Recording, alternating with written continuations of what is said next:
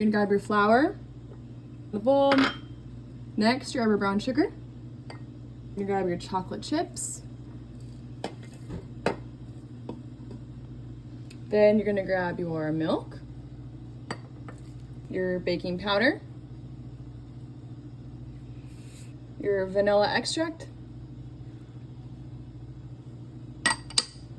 and your olive oil. You're gonna take your spoon. All right, you're gonna mix it all together till there are no lumps. Once it's a smooth consistency like this, you're gonna put it in the microwave for 1 minute.